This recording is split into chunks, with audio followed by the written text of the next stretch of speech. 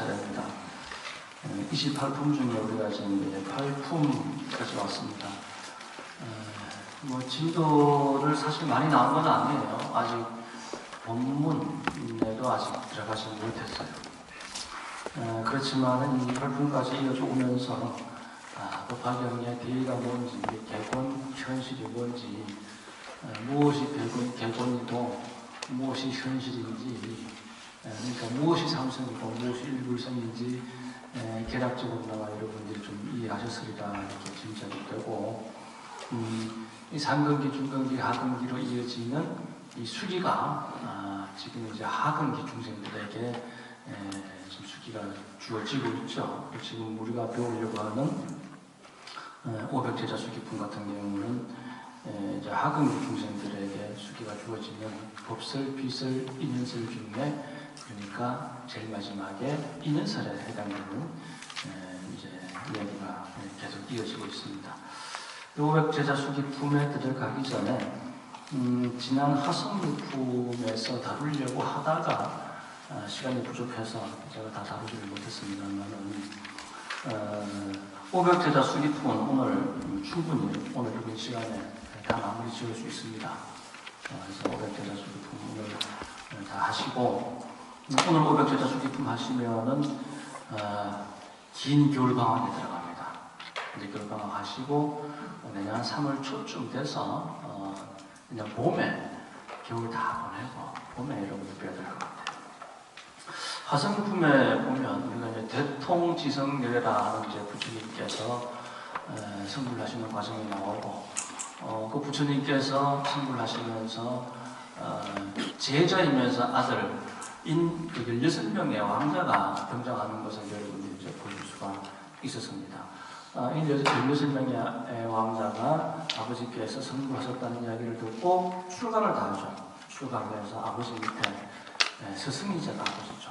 대통지성열애의 가르침을 받아서 시방 세계에 다 출가를 해서 성불을 해서 시방 세계에 부처님의 법을 전하는 묘법연화경을 설법하고 계시는 16분의 부처님으로 이렇게 등장하게 됩니다.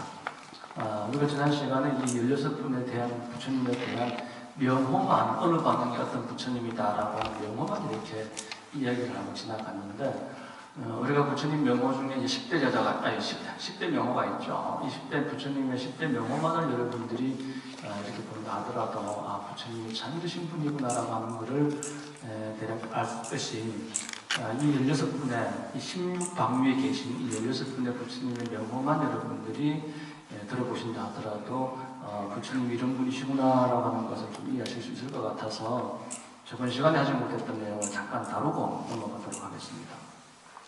그리고 법화경 약창대, 우리가 매일 미륵보전에서 함께 합니다만은, 법화경 약창대 그 16부처님의 명호가 항상 독송이 되고 있어요. 압촉불, 주미정불, 사자음, 사자상, 허공주, 상멸, 재상, 범상, 아미타, 도일체, 세간고뇌, 다마라발, 전단향, 수미상, 운자재, 운자재왕, 그의 일체, 세간포회, 석가모니불, 이렇게 해서 16불인데 간단하게 설명 한번 드리겠습니다.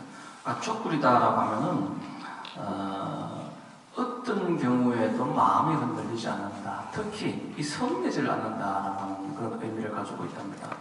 우리가 지금 이 중생들은 항상 탐진치 중에 가운데 우리가 진심, 성내는 마음이 중생들의 수많은 공덕을 쌓아놓고서도 이 성내는 마음으로 인해 가지고 참 그 공덕이 허물어지는 이런 모습을 또 우리가 봅니다만은, 성을 내지 않는다라고 하는 것이 얼마나 중요한가라고 하는 걸 보여주는 대목이 되겠습니다. 그래서 첫 번째, 압촉불이다. 어디서 오는 줄 아는가요?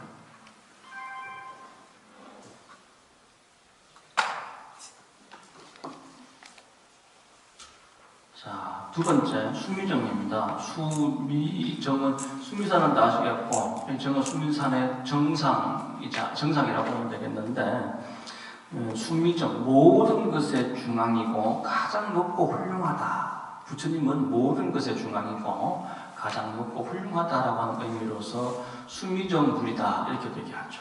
그리고 세 번째는 사자음불입니다. 사자음. 부처님의 이제 그 말씀을 사자후다 이렇게 하잖아요. 그렇죠? 뭐 그와 같은 내용입니다. 부처님께서 말씀하시는 그 음성이 사자음 같다, 사자후 같다라고 해서 얘기하는 것이고, 그리고 네 번째 사자상이다. 사자의 이제 방금 조금 전에 이제 사자의 음성이다. 우리가 우리 종단에서 이렇게 연불수행과 소리를 중심으로 해서 연불수행을 많이 합니다만은 사자음이다라고 하는 이 음성이 부처님의 음성이 참 대단합니다. 소리를 통해서 깨달아가는 그런 과정이 중요하고 소리를 통해서 중생을 제도하는 그런 과정이 중요하죠.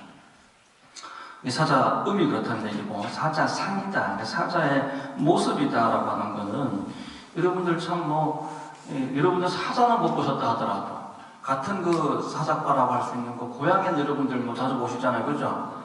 고양이가 그 쥐를 노리는 모습을 한번 보세요. 여러분들 TV를 통해서 다큐멘터리나 이래 보면 동물의 왕국의 사자 나오죠? 이 큰 사자가 이 사슴 한 마리를 참 그 노리는 그 모습을 이렇게 보면 얼마나 심사숙고하고 얼마나 조심하는지 몰라요. 그러니까 우리가 도 닦는 모습이 그런 거예요. 그 쥐 구멍에 들어가 있는 그 쥐 한 마리를 잡기 위해서 정말 몇 시간을 꼼짝도 않고 쥐 구멍을 노리고 있는 그 고양이의 그 변화부동하는 모습. 그 사자가 백수의왕이 이 사자가 그 사슴 한 마리를 잡기 위해서 자기는 그 큰 덩치를 바닥에 딱 엎드리고서 온 정신, 온 마음을 다 쏟아서 집중하는 그런 모습. 이 사자상의 그런 모습입니다.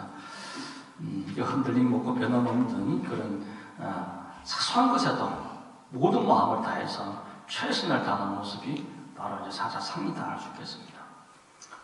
허공주다. 우리가 그동안 불교 공부를 하면서도 마음을 허공같이 써야 된다라고 하는 큰 스님 말씀도 전해드렸고 허공에 대한 얘기는 이제 많이 나왔습니다. 마찬가지입니다. 이 허공주 부처님은 마음의 허공입니다. 그래서 어디에도 흔들림이 없는 마음의 허공과 같은, 우리가 그러잖아요. 저 허공에 새가 날아간들 새가 흔적을 남깁니까? 저 허공에다 대고 욕을 한들 저 허공이 반응을 합니까? 저 허공에다 대고 먹칠을 한들 저 허공이 먹을 먹습니까? 마음을 허공같이 써야 된다. 절대의 자비와 절대 평등을 상징하는 이름이다. 허공주불이다. 또 이렇게 얘기합니다. 자, 여섯 번째 상멸불이다. 상멸불이다. 모든 그러니까 어떤 경우에도 차별 없이 항상 평등하게 중생을 구제하시는 부처님이다라고 하는 의미로서 상멸불이다. 또 이렇게 얘기한다고 합니다.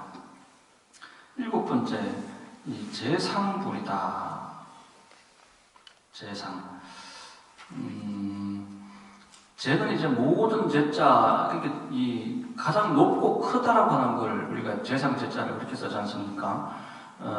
그래서 대단히 크고 모든 것을 다 포용할 수 있는 모든 것을 다 구원하는 그런 부처님이다 해서 재상이다 그렇게 얘기를 합니다. 이 볼륨을 조금 한번 낮춰볼래요? 계속 우는 소리가 할 때마다 이게 나더라고. 사회자 좀 마이크도 좀 끄줘봐요. 저수 누군가면요.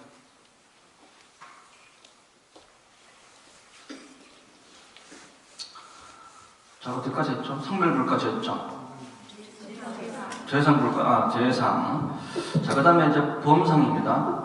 범상. 우리가 이제 그 범을 얘기할 때는, 이 청정하다, 맑고 청정함을 얘기할 때, 이제 범이다라는 표현을 제일 많이 씁니다만은, 모든 이제 번뇌, 그리고 망상, 탐진치, 우영락, 이런 것으로부터 완전히 벗어나서 아주 맑고 청정한 그런 모습을 가진 부처님이시다. 범상이다.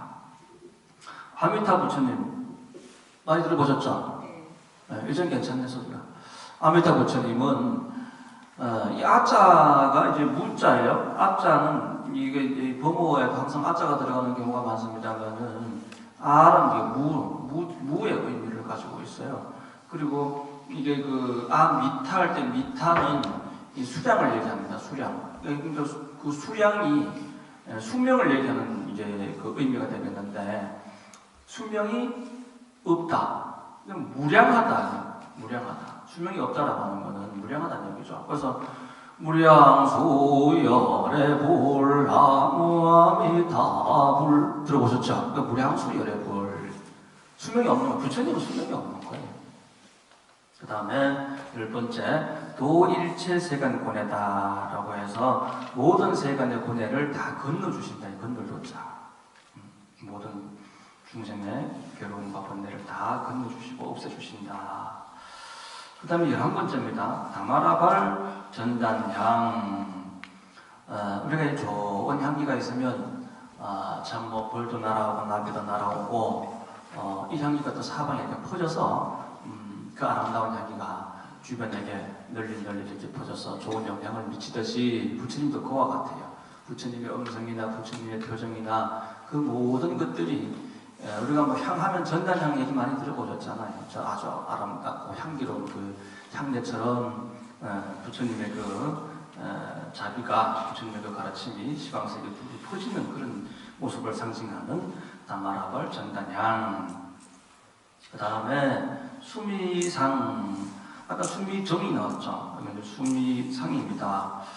아까 수미정은 가장 높고 모든 것의 중앙이다라고 하는 의미가 있다라고 말씀을 드렸습니다만은 이 수미상이라고 하는 것은 수미정하고 비슷합니다만은 일체 중생들이 모두 우러러보고 모두 공경하는 그런 모습을 갖추고 있다. 우리가 부처님께 공양, 공경, 존중, 찬탄한다는 얘기를 우리가 뭐 주로 늘 합니다만은 억지로 쥐어짜내는 게 아니라 부처님께서 갖추시고 계시는 30 이상 80종호를 보면 그 마음이 절로 공양을 하게끔 되어 있고 공경, 존중, 찬탄할 수밖에 없는 그런 상호를 구족하고 계시잖아요. 그런 모든 것을 구족하고 계시는 모습, 그걸 이제 수미상이라고 이렇게 얘기를 합니다. 그 다음에 은자제다. 이제 구름 문자를 썼죠. 구름이 이 시방세계에 두루 덮여서 원하는 곳에 고루고루 비를 내리듯이 자유자재하게 중생들을 목마른 중생들에게 자유자재하게 그 갈증을 해소해 주시는 그런 부처님이다. 은자제다. 자, 14번째입니다. 이제 은자제 왕이다. 역시 일체 중생을 구제하는 데 있어가지고 자제하 모든 것에 자유자재하신 가장 큰 어른이다 라고 해서 은자제 왕. 그 다음 15번째 괴일체세간 포회다 라고 해서 그 외자는 두려울 외자를 씁니다. 그렇죠? 모든 두려움을 우리가 참 일상생활을 살다 보면은 집안에서도 두렵고 집 밖에서 두렵고 뭐 참 어렵고 힘들고 두려운 그런 일들을 많이 겪고 삽니다만은 부처님께서는 어떤 두려움도 없으세요. 그래서 괴일체세간 포회다라고 하는 것은 모든 두려움을 다 이겨내신 분이고 중생의 모든 어려움을 다 해결해 주시는 분이시다. 마지막에 석가모니 불이다. 석가모니 불에 대해서는 지난번에 제가 간단하게 말씀을 드렸습니다. 이제 석가라고 하는 것은 종족의 이름이고 그 모니라고 하는 것은 성자, 깨달은 부처님을 의미한다 해서 석가모니다라고 하는 얘기를 했습니다만은 전태대사께서는 뭐 이렇게 그냥 이렇게만 해석하시는 게 아니라 능인정묵이다라고 하는 말씀을 지난번에 드렸죠. 그래서 일체 중생을 구원할 수 있는 힘을 능인이다라고 했고 능인 할 때 능인은 어질 인자고 절대 진리를 깨달은 그 진리, 그 경지, 그 지혜의 경지를 정묵이다라고 이제 얘기를 간단하게 제가 말씀을 드립니다만은 능인정묵이다라고 해서 석가모니를 이렇게 또 이야기를 합니다. 해서 이렇게 16부처님의 명호를 지난번 시간에 말씀 못 드렸던 내용들을 이렇게 드렸습니다. 자, 이번 시간에 500제자 수기품입니다. 제가 나눠드린 교재가 있으신 분들은 한번 참고를 해보시면 되겠습니다. 자, 부처님의 설법 제1인 부르나전자와 교진녀 등, 교진녀는 누구죠? 부처님께서 최초로 녹야원에서 설법을 하셨던 오비구 중에 가장 상수 제자가 교진녀죠. 교진녀 등 오비구 이렇게 얘기를 하잖아요. 그래서 부르나전자와 교진녀 등 500제자에게 수기를 하십니다. 그래서 500제자 수기품이다. 자, 그리고 여기에는 법화 7 중에 5번째로 의리계주유가 등장을 합니다. 자, 부릉라존자. 부릉라존자는 아직 수기를 받지 못한 하근기의 성문들을 대표해서 등장합니다. 그리고 석가모니 부처님의 그 전생, 그러니까 부릉라존자와 얽혀있는 그 전생 이야기를 들려주면서 과거 인연을 이제 들추어서 부릉라존자에게 법명미래라고 하는 수기를 주시는 모습을 보게 되고, 그리고 500제자에게 또 교신열을 비롯한 500제자에게 동시에 도명열애로 선불할 것이다 라는 수기를 또 주게 됩니다.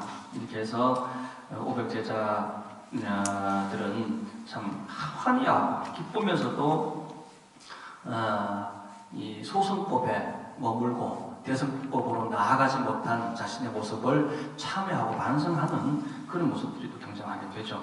그리고 법화 7 중에 하나인 의리계주유 문제가 정정합니다. 의주유라고도 합니다. 의자죠. 옷 속에다가 아주 부자 친구가 가난한 친구 옷 속에다가 보배구슬을 이렇게 숨겨두는데 이 가난한 친구는 모르고 이렇게 오랜 세월을 살다가 나중에 이 부자 친구를 만나서 이 부자 친구가 이 가난한 친구에게 내가 옛날 옛적에 너에게 무가에 값을 헤아릴 수 없는 무가의 보주를 네 옷 속에 숨겨뒀는데 아직도 내가 이렇게 거지의 모습으로 살고 있느냐 라면서 참 친구를 경책하는 그런 모습을 보게 되고, 그 무가의 보주라고 하는 것은 뭐죠? 여러분들이 다 가지고 있는 불성이라고 하는 거예요. 불성, 마음이라고 하는 거예요. 그 마음을 누가 훔쳐갈 수가 있나요? 그 마음을 가지고 누가 뭐 값을 매길 수가 있나요? 그래서 무가의 보주다라고 얘기를 합니다. 그래서 그 보주의 의미도 모르고 그 보주의 가치도 모르고 본인이 원래부터 가지고 있는 것임에도 가지고 있는 줄도 모르고 아주 작은 소득에, 그러니까 소승의 열반에만 만족하고 대성으로 나아가지 못했던 무가의 보주를 알아차리지 못하고 발휘하지 못했던 자신의 모습을 뉘우치는 그런 모습들이죠. 자, 이렇게 해서 무가의 500제자 수기품의 이제 대략적인 내용을 보셨고, 이제 본문에 들어가겠습니다.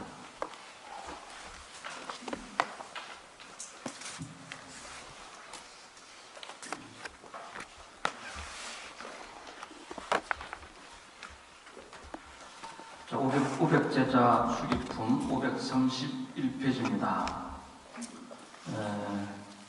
본문 들어가기 전에 늘 하던 대로 간단하게 한번 독성을 좀 하시고 본문 내용 들어가겠습니다.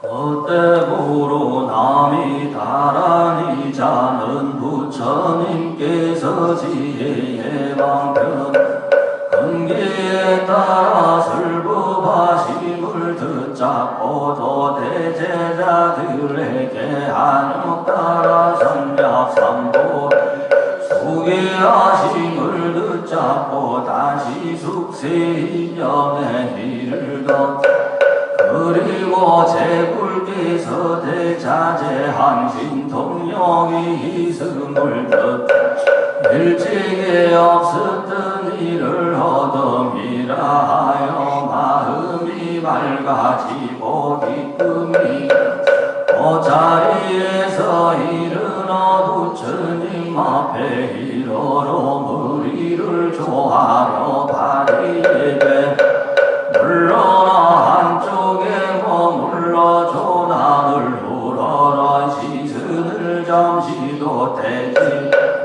이런 생각을 했습니다. 세존께서는 매우 거룩하시는 일이 희유하시며 세간의 중생 성품을 따라 판단지금 법을 설하시어 중생이 곳곳마다 탐착함을 저희는 부처님의 공덕에 대하여 말로 담을 수 없나이다.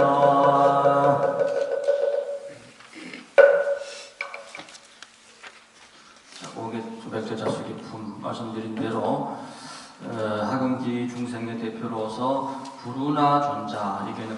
경남이 다란이자 이렇게 되어 있죠. 10대 제자 중에 부르나 존자는 뭐가 제일인가요? 설법 제일 있죠? 설법 제일의 부르나 존자입니다. 그래서 이제 논리적이고 합리적이며 처음과 중간과 끝이 한결같이 좋은 설법, 그런 설법을 하면서 중생들을 감화시키는 부르나 존자.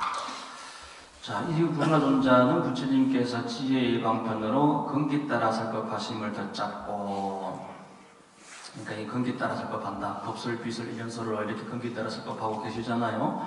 또 대제자들에게 안욕 따라 삼약 삼보리를 수기하심을 덧잡고, 그러니까 대제자들은 누구죠? 앞서서 수기받으신 분들이죠. 그러니까 법설주, 비설주에 해당하시는 그런 분들입니다.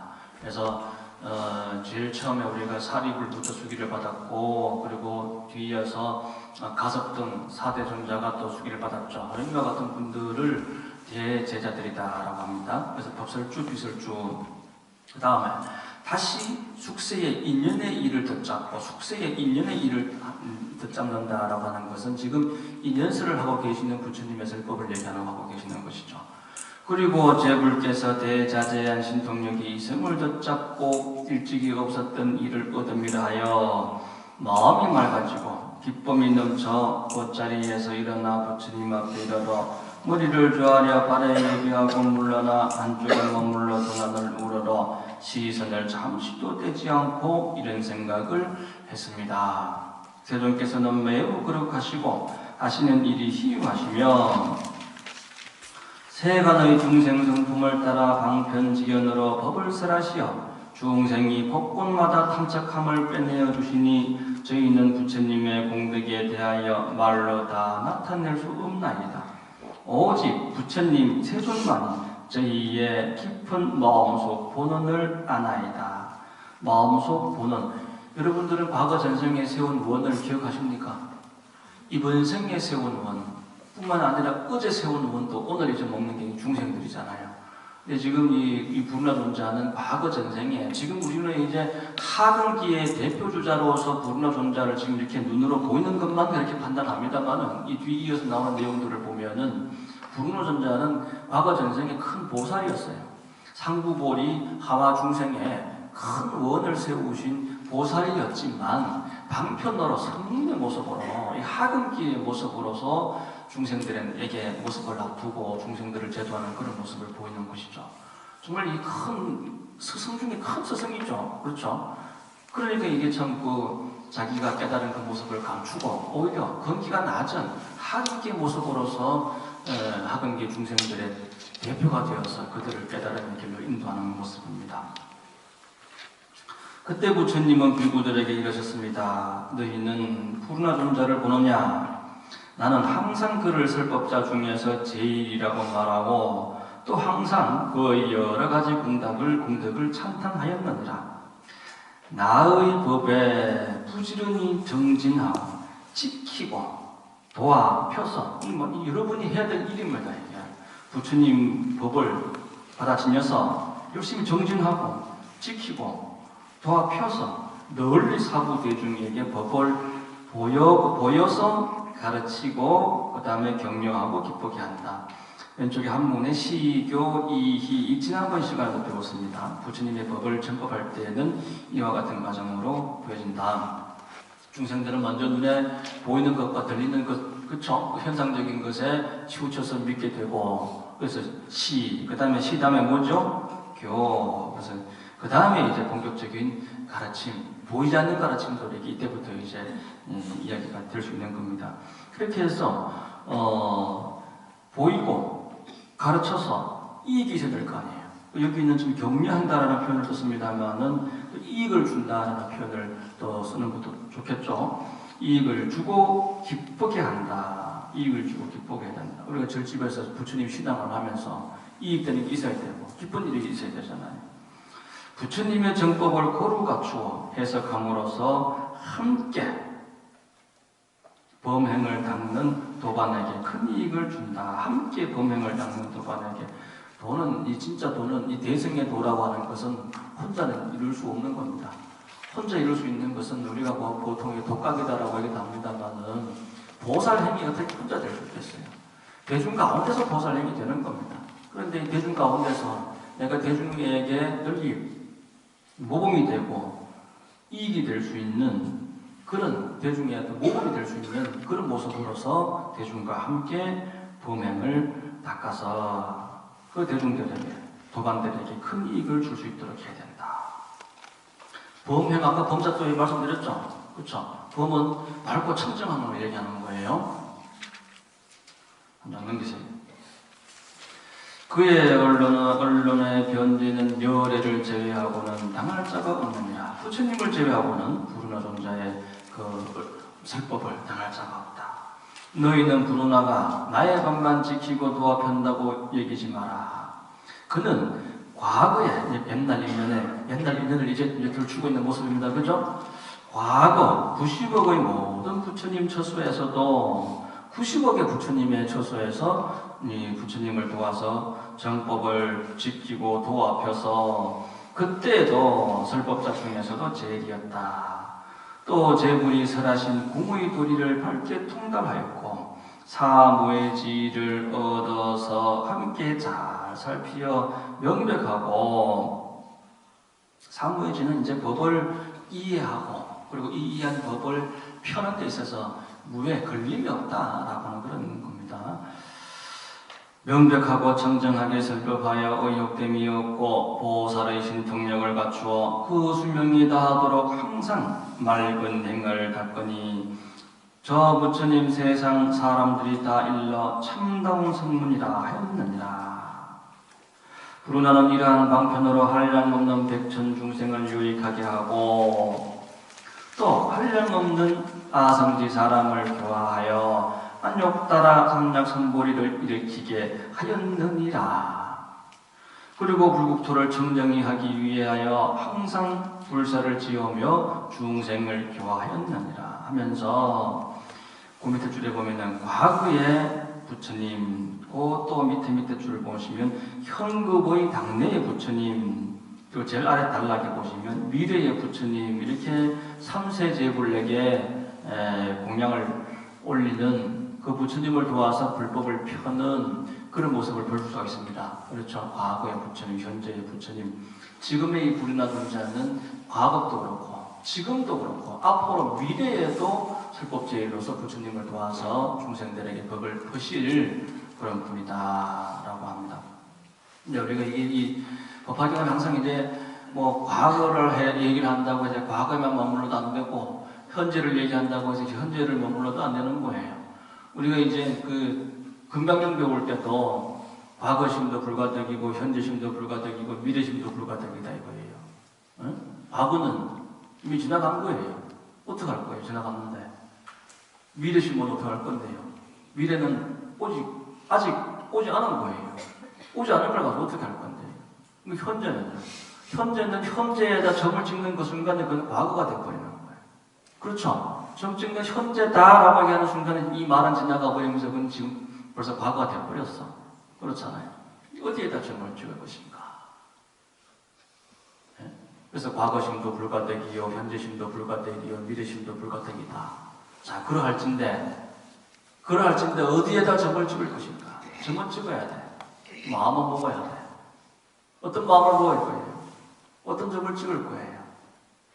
이게 화두죠. 이런 걸 가지고 화두라고 합니다. 어떤 분들은 뭐 과거에도 걸림이 없고 현재도 걸림이 없고 미래에도 걸림이 없는 그런 마음. 근데 그런 마음이 근데 그 마음이 뭐냐고요? 그 마음이 뭐예요? 스님들이 가장 많이 하시는 말씀입니다. 우리 종정큰 스님께서 가장 많이 하시는 말씀. 어디에다 점을 찍을 것인가? 그 어디가 어디 있어요, 그래? 그 어디가 뭔데? 그러니까 무심이에요, 무심. 무심에다 점을 찍으면 되는 거예요, 무심에다가. 예? 무심해. 무심으로 그냥 열심히 오직 할 뿐임, 오직 할 뿐. 그래서 과거, 현재, 미래가 등장했지만 그냥 이 앞전에도 우리가 과거, 미래, 현재가 그냥 다 한때일 뿐이다. 진리에는 복음이 없다. 과거, 현재, 미래가 없다라는 그런 말씀으로 이렇게 전해드렸었습니다. 또 한 장 넘겨보세요. 불국토를 청정히 하기 위하여 항상 부지런히 정진하며 중생을 교화하여 점차 보살도를 갖춘 다음 한량없는 아성 직업을 지나 마땅히 이 땅에서 안욕따라 삼락삼보리를 얻을지니 이름이 뭐죠? 법명열애.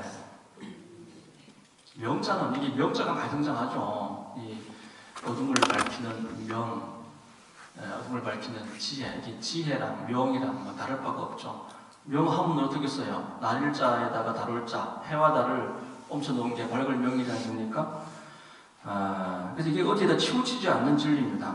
해와 달, 밝을 명이다라고 하는 것은 어디에도 치우치지 않는 중도실, 우리가 뭐 제법 실상 얘기합니다만 이 제법의 실상은 중도 실상이다라고 얘기를 하는 게 어디에도 치우치지 않기 때문에 내가 중도 실상이다 이렇게 얘기를 하는 겁니다. 제법 실상이나 중도 실상이나 똑같은 얘기예요. 그 부처님께서는 항아사 같은 삼천대천 세계를 하나의 불국토로 하리라. 칠보로 땅을 이루고 등등등 해서 이제 그 부처님의 국토에 대한 얘기가 나옵니다. 제일 밑에 줄에 보시면 하늘, 사람과 하늘이 인접하여 한 장 넘겨서 서로 볼 수 있으며 지금도 뭐 우리 땅은 안 그런 줄 아세요? 우리가 살고 있는 이 사바세계도 여기 하늘이 있다 해가지고 끝간 데가 없이 저 높은 어디에 무슨 천상세계가 있는 줄 아세요?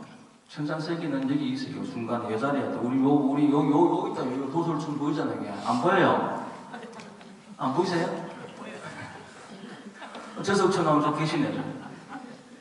바로 있다 바로 항상 옆에 있지만 우리는 못 볼 뿐인 것이지. 그렇죠? 우리는 못 볼 뿐인 것이지. 근데 이 나라 국토의 중생들은 건기가 맑고 청정해. 때가 낀 게 없어. 깨끗하고 맑고 하기 때문에 사람과 천상의 그런 구별이 없어요. 서로 보고 알아. 서로가. 사람은 천상을 보고 천상도 사람을 보고. 그래서 우리도 이제 수행을 하다 보면 옛날에 어떤 스님이 기도를 많이 하다가 다 보였다 그러잖아요. 이 천상세계 사람들도 다 보이고 신장들도 보이고 하다못해 귀신들까지 다 보였다고 하잖아요. 그래서 하도 이제 기도 중에 이게 시계 맑아지니까 그런가 봐요. 그래서 이 큰 스님 전에 가서 보니까 기도 중에 그런 게 있다. 실제로 그렇다. 이 눈에 보이는 게 맞다. 맞지만은 중생들이 몰라서 못 볼 뿐이다. 그래야 큰 스님께서 전명해 주시고 그 다음부터는 괜찮았다라고 하는 그런 이야기를 들은 적이 있습니다. 수행 중에 그런 게 보여요. 우리가 또 우리 기도하시는 분들 보면 스님 어떤 군복을 입은 사람들이 막 들어오고 이제 진을 치고 하는 모습도 보였어요. 군복 입은 사람들 많이 보이냐. 군복 입은 이게 군이 운이거든. 우리 이제 스님들 또 기도하다 보면 군복 입은 그런 모습들 이 앞에 보세요. 앞에 이제 신중단이 있습니다만은 군복 입었잖아요. 그렇죠? 군복 입으셨잖아요. 장수들 그렇죠? 그런 모습들이 이렇게 보이는 게 저런 모습의 형상을 보이는 게 다 신장들. 단순히 저런 신장들뿐만 아니라 칼 들고 탕 들고 있는 신장들뿐만 아니라 자세히 보시면 이렇게 그 벼슬 하시는 분들이 쓰시는 그런 뭐죠? 관대 이런 것들 이제 다 이제 차고 계시는 그런 분들도 보이시고 합니다. 이게 항상 우리 곁에 있어요. 있지만은 우리 중생들이 어리석어서 중생들에는 보이지 않을 뿐입니다. 모든 악도가 없고 여인도 없고 여인이 없으면은 남자는 있을까요? 뭔가 있긴 있겠지. 사람이 있긴 있겠지만은 근데 그 나라 중생이 여인이 없다라고 하는 거는 그러니까 보세요. 여인이 본래부터 없으면 없는 줄 모르는 거예요. 그거는 그렇지 않겠습니까? 그렇죠. 그 나라 국토는 그냥 이게 표현만 이래 있을 뿐이지 이 남자다 여자다라고 하는 그런 개념 자체가 없는 거예요. 그런 개념 자체가. 그러니까 이런 나라들은 여인이 없다라고 하는 것은 화생을 하게 됐어요. 이런 나라는 화생을 합니다. 남자와 여자가 만나서 이제 아이가 탄생하는 것은 셋째예요. 셋째 하늘인 거예요. 셋째 하늘 중에서 시간이 좀 여유가 있는 것 같은데 그럼 제가 말씀을 좀 드리고 넘어갈게요. 이것도 오늘 할까 다음에 할까 그랬는데 시간이 될 것 같아서 셋개의 하늘 중에서 욕계, 색계, 무색계 이렇게 가잖아요. 자꾸 이제 저도 얘기하다 보면 욕계, 색계가 헷갈릴 때가 있는데 욕계, 색계, 무색계 해서 우리가 이제 3개를 나눕니다. 근데 이 욕심을 가지고 있는 그 오욕락을 즐기는 그 욕계 중생들은 남녀가 있어요. 남녀가 있고 그 남녀가 함께 모여야만 아이가 생겨요. 그런데 그것도 우리 인간들의 삶하고는 또 다릅니다. 욕계에는 6가지 하늘이 있어요. 욕계 6천이라고 그러죠. 색계 18천이라고 그러고 무색계 4천이라고 그러는데 욕계 6개 하늘 중에 제일 우리랑 가까이 있는 하늘은 뭐라고 그랬죠? 사천왕이 우리랑 가장 가까이 있어요. 우리 절에 가면 제일 먼저 만나는 게 사천왕부터 만나잖아요. 그렇죠? 사천왕이 우리랑 가장 가까이 있습니다. 사천왕은 가운데 안 계셔요. 가운데 안 계시고 이 동서남북의 끝에 계신단 말이에요. 가운데 계실 수 있는 짬밥이 아니에요. 짬밥은 아주 가운데 계시는 분들은 짬밥은 높으신 분들이고 사천왕은 양쪽 가에, 그렇죠? 변두리에 이렇게 계시잖아요. 어쨌든 우리 인간들이랑 가장 밀접한 신장 하늘입니다. 이 사천왕의 수명은 그런데 그렇다고 우습게 보면 돼요, 안 돼요? 돌을 닦는 사람들은 끝까지 가면 사천왕 정도에 어찌 보면 아무것도 아닌데, 근데 중생들을 보기에는 대단하죠. 이 하늘의 수명은 500세입니다. 우리 인간의 하루가 그들의 일일이 우리 인간에게는 50일이 되는 거죠. 여기도 이제 이 오욕락을 마음껏 즐길 수가 있대요. 그래서 잘못하다 보면은 오히려 인간보다도 악도에 더 빨리 떨어질 수도 있대요. 워낙 오욕락을 즐길 게 마음대로 즐길 수 있는 그런 참 행복한 나라라서. 자, 그 다음에 도리천입니다. 도리천은 33천이라고 그랬습니다. 이 33천의 천주가 누구죠? 이 하늘의 주인은 누굽니까? 그렇지, 제석천왕이죠. 여기는 천살입니다. 천살. 우리는 100년도 못 살죠. 그런데 여기는 도리천의 사람들은 천살입니다. 이 하늘의 사람들의 하루가 인간의 100년이에요. 그리고 여기서 아이가 태어나면 6살이 된대요. 6살 정도가 돼가지고 그런 거리도 다 배우고 말도 다 배운대요. 근데 옛날 우리 그 조하스님 말씀에는 앞으로 이 땅에도 그래 된다 하셨어요. 이 땅에도 우리가 살고 있는 이 땅에도 언젠가는 불국토가 되면은 우리가 살고 이들이 딛고 있는 이 땅에도 아이들이 태어나면은 말을 다 배워서 태어나게 돼 있어. 앞으로는 그래 돼. 그 말씀하셨어요. 그리고 뭐 제가 잘 기억 안 납니다만은 앞으로는 여자들이 초경을 하잖아요. 초경이 60살 돼야 초경이 된대요. 120살에 아이를 낳는대요. 그런 세상이 이 세상 우리가 살고 있는 이 세상에 그래 돼. 앞으로 이 땅에서 그런 일이 생겨. 그 기본적으로 몇백 살을 봐요. 몇백 살. 지금 생각하면 그건 뭐 60살에 초경, 120살에 뭐 초상, 이게 너무나 기가 막히지만 너무나 행복하다니까, 여기는. 지금처럼 우리가 아이를 낳는 그런 고통을 생각하지 마세요. 여기서는 이미 6살 된 애가 절로 나와, 그냥 배 아픈 고통도 없이 절로 나와가지고 엄마 말씀 잘 듣겠습니다 하고 딱 태어나자마자 그 얘기부터 한다니까. 그러니까 뭐 아이들 키울 걱정도 없는 거예요. 이 도리천이 그렇단 말이에요.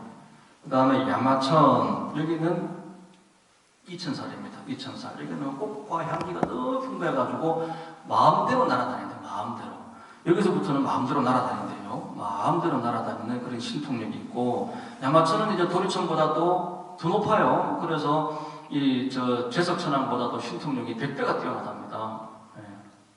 근데 우리하고 가장 가까운 거는 사천왕이고, 사천왕 위에 또 제석천왕이에요. 그렇죠. 또 우리 중생들은 또 33천, 4천왕하고 밀접한 관계를 가지고 있기 때문에 다른 하늘들이 있긴 있어도 그렇게 우리가 크게 중요하게 생각하지는 않는 것 같습니다. 그 다음에 하나하나 말씀드리면 시간이 길지만 간단 말씀드리면 그 다음에 도솔천이죠. 석가모니 부처님께서도 그렇고 미륵 부처님께서도 도솔천에 계시다가 인간 세상의 중생들을 구원하신다, 그런 얘기 여러분들 들어보셨죠.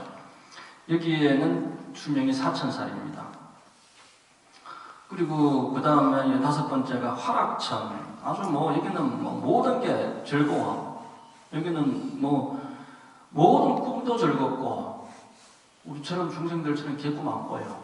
꿈속도 즐겁고 생시도 즐겁고 항상 즐거워. 항상 그래서 모든 것을 마음대로 오용락을 즐길 수 있는 그런 나라입니다.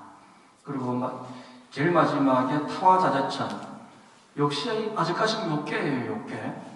자, 이 욕계에는 수명이 16,000살입니다. 16,000살. 16,000살.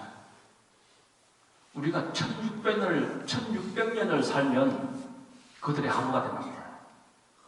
우리가 1600년을 살아야 그들의 하루가 돼요. 우리가 산다는 게 사는 거예요, 이게. 그리고 여기는요, 태어날 때부터, 아까 우리가 저기 도리촌이었나요? 6살 때부터 말을 하고 태어난다고? 여기는 그 정도가 아니라 태어날 때부터 신통력을 다 가지고 태어난다. 태어날 때부터 하늘을 날아다니고 숙명통을 가지고 자기 전생을 다 알고 남의 전생을 다 아는 그런 신통을 가지고 태어난대요. 그리고 이때부터는 부모가 있어요. 아직까지는. 부모가 음과 양이 있대 무릎 위에서 절로 화생한다. 무릎 위에서 절로 그냥 아이가 태어나지 배가 불러서 태어나고 뭐 남녀가 만나서 태어나고 그러는 게 아니래요. 이게 타와자재천. 이게 욕계다. 자, 이 욕계가 이래요. 그 다음 욕계 위에는 뭐라 그랬죠? 색계. 이 색계에서는 이 욕심이 다 떠난 자리예요. 그래서 이 색계에서는 남녀 구별이 없습니다. 남녀 구별이 없고 화생을 합니다. 화생을 하게 되어 있어요. 그래서 따로 부모를 두지 않습니다. 이 국토에서는. 우리가 지금 방금 본 여인이 없으며 일체 중생이 화생하여 음욕이 없느니라라고 이런 대목을 보면 여기는 욕계가 아니고 색계구나라고 바로 하셔야 돼요. 그렇죠? 그래서 이 색계에서는 남녀 구별이 없고 부모의 의지처가 따로 없다. 그러니까 이게 이 육체적인 그런 색이 아니란 말이에요. 그러니까 음식을 먹어도 우리가 먹는 이런 음식을 먹는 게 아니고 선정으로서 음식을 먹는다. 우리가 이제 선멸식이다라는 표현을 들어보셨잖아요. 선멸식이다. 선멸식. 참선, 지도, 명상을 통해서 배를 불리는 거예요. 여러분들처럼 우리가 밥을 먹고 볼일을 보고 아까 우리 큰 스님 말씀도 전해드렸습니다만 그런 좋은 세상 이 땅에 구해야 되는데 유일하게 힘든 게 먹어야 되고 볼일을 봐야 된다. 이런 어려움이 있긴 있다. 그 당시에는 그것도 어려움도 아니지만 그런 것 있다. 그런 것도 있다. 그런데 아직까지는 그 세계는 그러니까 뭐죠? 욕계인 거죠. 우리 이 땅에 구현되는 세상도 욕계인 거예요. 부모가 있으니까. 그러나 제가 말씀드리는 세상은 색계입니다. 그 다음에 이제 색계가 18천이 있어요. 18개 하늘인데 이거 다 하다 보면 너무 시간이 많이 걸리고 보자. 여기서부터는 그 수명이 급으로 나갑니다. 급으로. 아까 우리 타와자재천인가요? 거기에서는 16,000살이었죠. 여기서부터는 이 새끼에서부터는 이 수명이 급으로 나가요. 급으로 나가고 키가 유순으로 나가요. 유순. 지난번 소유순, 중유순, 대유순 4kg, 6kg, 8kg 이렇게 4, 6, 8인가요? 소유순이 4kg부터 시작된다고 말씀을 드렸습니다. 그러면은 키가 제일 작은 이 새끼의 제일 작은 사람이 4kg예요.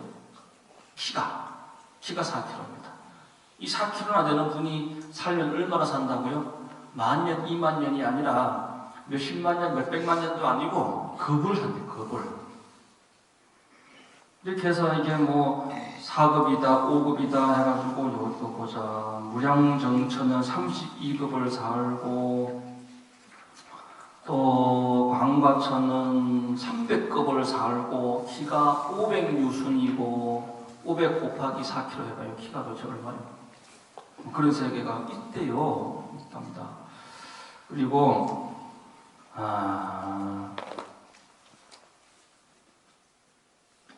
쭉 한번 넘어가서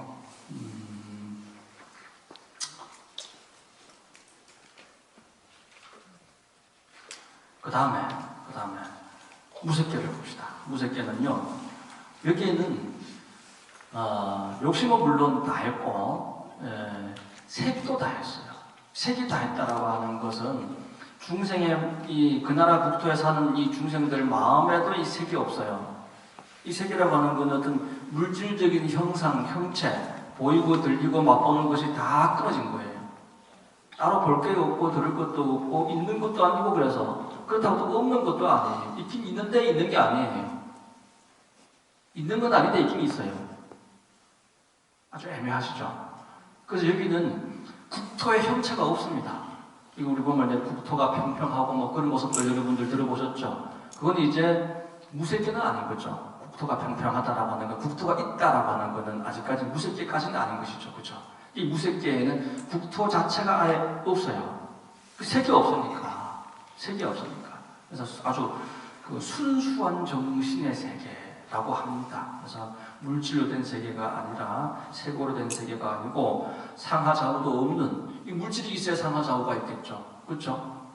이 물질이 있어야 상하좌우가 있는 거예요. 물질이 없으면 상하좌우도 없는 거예요. 그렇다고 합니다. 그래서 무색계에는 또 사천, 4개의 하늘이 있고 제일 높은 하늘이 이제 비비상천 이렇게 얘기를 합니다. 사람 마음이 완전히 공심이 되고 사람 마음이 완전히 무심이 된 그 상태. 우리가 기도를 하다 보면은 이게 방바닥인지 땅인지 허공 중인지 모르잖아요. 그래서 공중에 푹 떠서 관세음보살도 한마디 한마디 부를 때도 처음에는 이 소리가 들리다가도 소리가 고요해지잖아요. 그런 경지예요. 그런 경지. 분명히 이 땅과 이 기도실 안에서 기도를 합니다만 이런 것들이 느껴지지 않는 거지. 어떤 거에도 걸림이 없는 거죠. 무색계라고 하는 세계가 그렇습니다. 참고적으로 알아두시고 그 중간 쭉 보세요. 30 이상을 스스로 장엄하고 그 나라 중생들은 항상 2가지로 음식을 삼는다. 자, 색계에서는 음식을 먹는 게 아니라 뭘 한다 그랬죠? 그렇지. 선열식, 법피식이요 선열식이다. 법문을 들으면서 배가 불러지고 법문을 들으면서 부처님의 법문을 들으면서 배가 불러지고 그 내가 또 참선을 하고 연구를 하면서 또 배가 불러지는 것이지 다른 무엇을 먹어서 배가 부르는 그런 세상은 아니다. 그러면은 색계겠구나.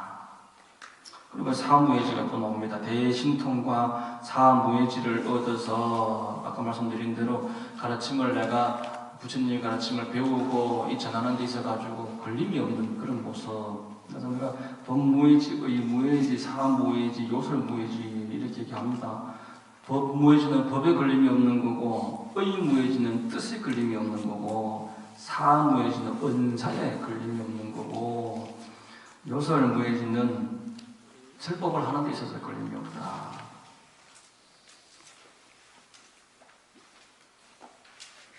한 장 넘기시고 제일 밑에 줄 보세요.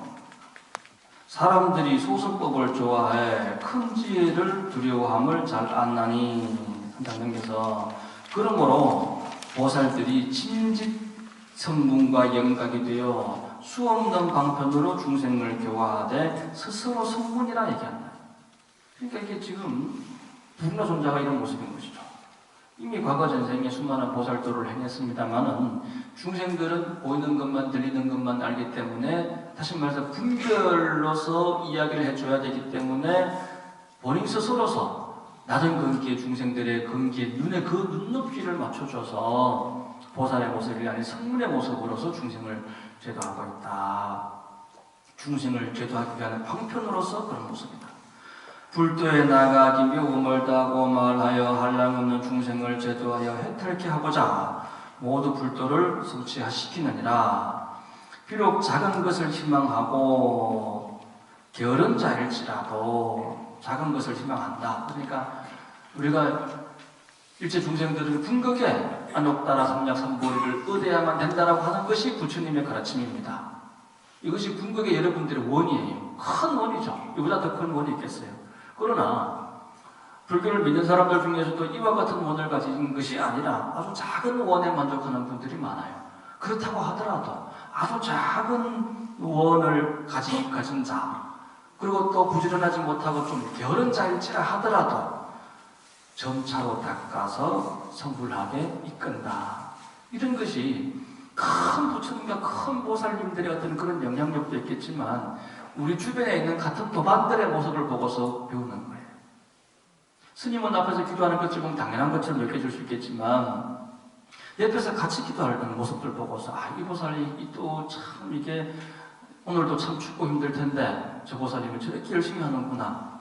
나도 열심히 해야지. 그러면서 같은 신료들끼리 스승이 되고 도반이 되어서 이끌어주는 거예요. 알고 보면 그 보살은 전생의 보살이었어. 중생을 제도하기 위해서 보살의 모습으로 저 위에서 기도하는 게 아니라 이 밑에서 기도하는 거죠. 예. 그런 얘기입니다.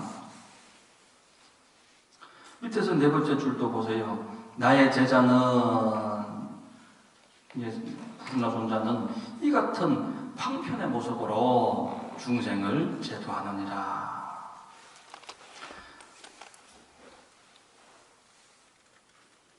3장 넘기시고 2장 넘기시고 3장 넘기셔서 그 모습을 지금 다시 개성으로서 이렇게 같은 내용이 이렇게 이어지기 때문에 넘어갑니다. 553페이지 보시면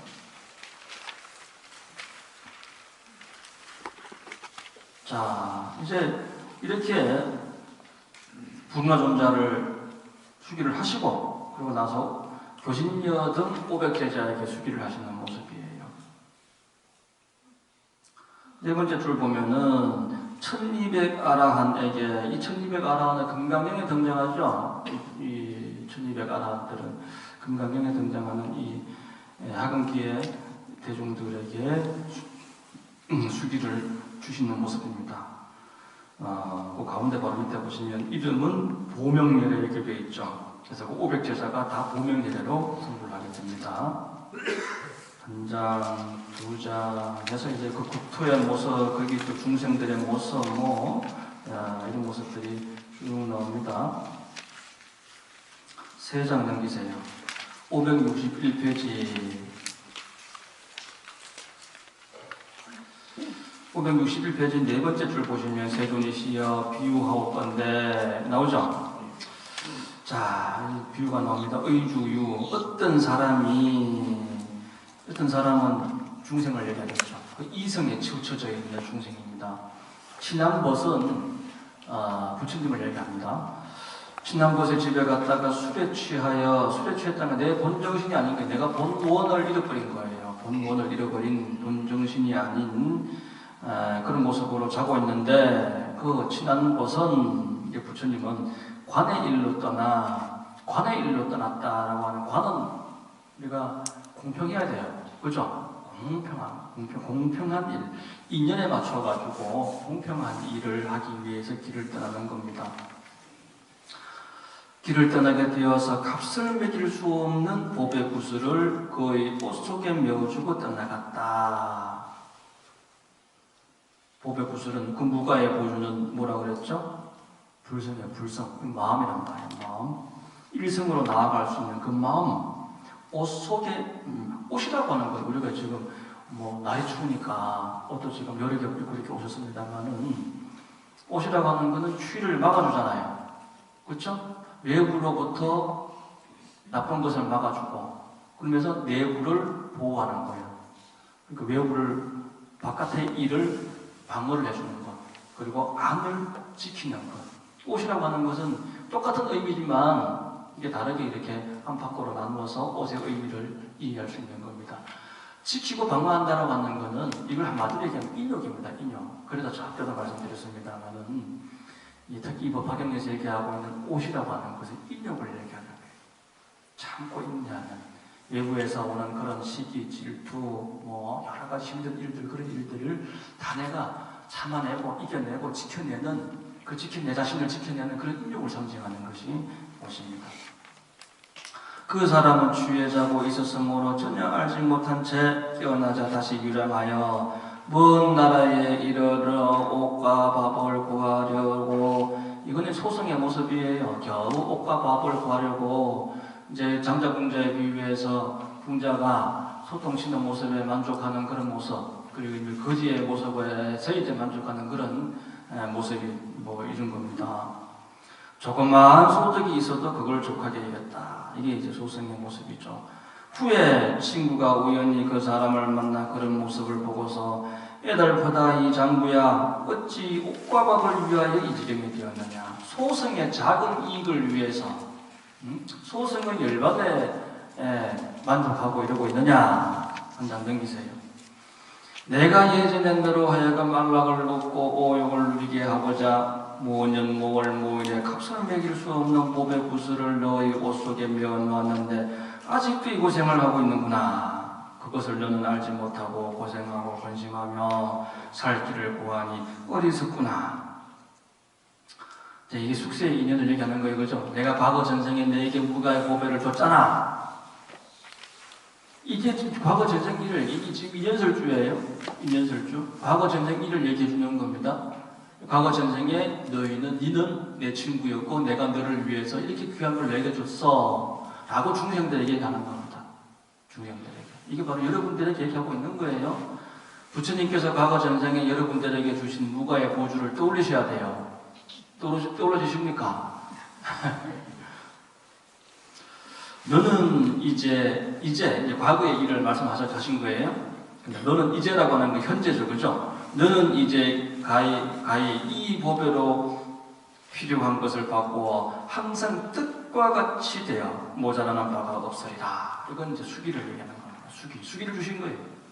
무엇이든 된다, 성불할 수 있다, 부처가 될 것이다 라는 현재의 모습에서 과거가 성취될 것이다 라고 하는 미래로 나아가는 모습이죠. 한 장 넘기십시오.